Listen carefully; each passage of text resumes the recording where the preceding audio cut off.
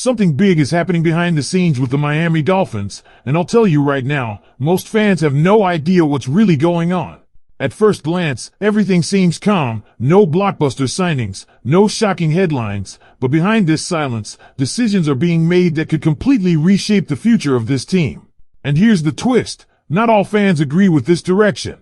Some believe this is the smartest move the Dolphins have made in years, others think it's a dangerous gamble that could cost them everything in 2026. Now, ask yourself, are the Dolphins being patient and strategic, or are they wasting a golden opportunity while the window is still open? Because what I'm about to reveal could change your perspective on this entire offseason. But before proceeding, be sure to click the like button right now, but only if you truly believe this team is on the right track.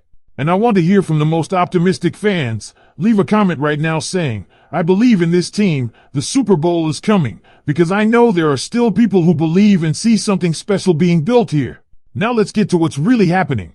Behind the scenes, the Dolphins are operating with a very tight financial margin. Right now, the team is sitting at roughly $1.70 to $1.80 million in cap space, which is extremely limited flexibility for a franchise trying to build a contender. But here's where things start to get interesting and controversial. After June 1st, with the post-designation move involving Bradley Chubb, the Dolphins are expected to free up around $20.2 million. That instantly shifts the available cap to approximately $22 million. Sounds great, right? Not so fast. Because once you factor in the rookie class, which is projected to cost about $9.8 million against the cap, that number drops again, leaving Miami with around $12.2 million in real, usable cap space. That's not a lot when you consider in-season emergencies, injuries, and potential veteran signings. And here's the key detail. The front office has already indicated they are not planning to chase big-name free agents. Instead, they're looking at strategic, low-cost additions that make sense financially and schematically. This tells us something very important about the philosophy shift happening inside the organization.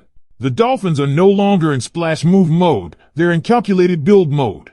That means depth, discipline, and long-term structure are becoming priorities over headline signings.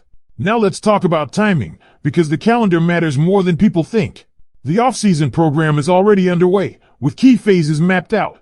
Voluntary workouts started back in early April, and rookie minicamp is scheduled for May 8th through May 10th. After that, organized team activities, OTAs, will run across multiple dates in May and early June, leading into mandatory minicamp from June 2nd to June 4th. These phases are critical, not because of intense competition, but because they set the tone for culture, chemistry, and system implementation, especially with new leadership dynamics in play. And here's something fans often overlook, OTAs are optional. That means not every player will show up, especially veterans or players negotiating contracts. But mandatory minicamp? That's a different story. Attendance is required, and absences come with fines. This is where you truly start to see who is bought into the system and who might be sending a message. There's also growing anticipation around the schedule release, which is to happen around mid-May, likely aligning with the second week, possibly May 13th. This timing would place it right after rookie minicamp and just before OTAs ramp up, giving the team a clear roadmap heading into the summer. And here's where things get even more intriguing. With limited cap space, a cautious approach to signings, and a structured offseason timeline, the Dolphins are quietly positioning themselves for a very specific kind of season, one that relies heavily on internal development, coaching adjustments, and smarter roster balance rather than blockbuster moves. And this is exactly where things start to get even more intense for the Miami Dolphins moving forward, because everything we just talked about connects directly to what kind of team we're going to see on the field in 2026. When you look at that projected $12.2 million in usable cap space after rookies, it's not just a number, it's a statement. It tells you that the front office is prioritizing sustainability over urgency, and that can divide a fan base. Some fans see discipline, others see hesitation. But internally, this is about control. Control over the roster, control over future flexibility, and most importantly, control over identity. Because let's be real for a second, in previous seasons, Miami leaned heavily on speed, explosiveness, and offensive firepower. But now, there's a noticeable shift happening. The conversation inside the building is no longer just about scoring points, it's about size, intelligence, and adaptability. That's a major philosophical evolution, and it affects everything from draft picks to practice intensity. And speaking of practice, those OTA sessions we mentioned earlier, they might not be mandatory, but they're going to be very revealing. This is where coaching staff begin installing schemes, testing player versatility, and quietly evaluating who fits and who doesn't. And if certain key players choose not to attend, especially those looking for new contracts, that sends a message, whether intentional or not. Now imagine this scenario: a young roster, limited external reinforcements, and a coaching staff trying to implement a new identity that puts enormous pressure on internal development. Guys already on the roster are going to have to step up in a big way. There's no safety net of big-name signings coming in to save the day. It's about growth from within. And here's another layer to this. Teams across the league typically like to carry around $10 million into the regular season as a buffer. That means Miami might only use a small portion of that remaining cap space before week 1. So even though fans might be expecting a couple of signings, don't be surprised if the front office stays quiet and calculated. Now let's tie this into the schedule release, which is expected around mid-May. Once that schedule drops, everything becomes real. Fans start predicting records, analysts break down matchups, and the pressure begins to build. But inside the Dolphins organization, that's when preparation shifts into another gear. They'll know exactly who they're facing, when they're facing them, and how to structure training camp and preseason accordingly. And don't forget, preseason planning is still up in the air. Opponents haven't been finalized yet, but historically, the Dolphins tend to stay within regional matchups, although recent years have shown more travel.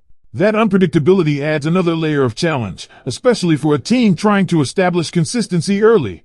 So when you step back and look at the full picture, tight cap space, strategic restraint, evolving philosophy, critical offseason dates, and an upcoming schedule that will define expectations, you start to realize that this isn't just another offseason. This is a transition phase, a recalibration, a moment where the Dolphins are deciding what kind of team they truly want to be. And that brings me back to you. Because everything happening right now, every dollar saved, every practice scheduled, every decision made, is building towards something. But the big question is this the right path? Because here's the part that nobody is really saying out loud about the Miami Dolphins. This entire strategy only works if the players already in the building take a massive step forward. And that's the gamble. You're not bringing in big money veterans to fix weaknesses. You're not making headline-grabbing moves to energize the locker room. Instead, you're betting on coaching, development, and chemistry. And that's a bold move in a league where margins are razor thin. Think about it. With roughly $12 million in cap flexibility, and likely less being used before the season starts, Miami is essentially saying, we trust what we have. But that trust has to translate on the field. Because if it doesn't, the criticism is going to come fast and loud. Now let's connect this to what we can expect once training camp arrives. Training camp, which will be announced sometime after mandatory minicamp, is where everything intensifies. This is where position battles become real, where depth charts start to take shape, and where coaching philosophies are fully implemented. And based on everything we're hearing, don't expect this to look like previous years. There's a clear indication that this team wants to get bigger, more physical, and more disciplined. That means competition is going to be fierce, especially among younger players and those fighting to prove they belong in this new system. And if you're a veteran who doesn't fit that mold, you could find yourself on the outside looking in.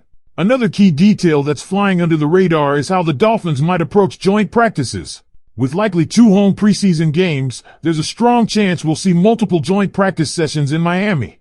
And those practices are gold.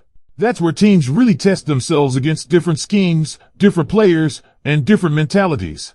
If Miami performs well in those settings,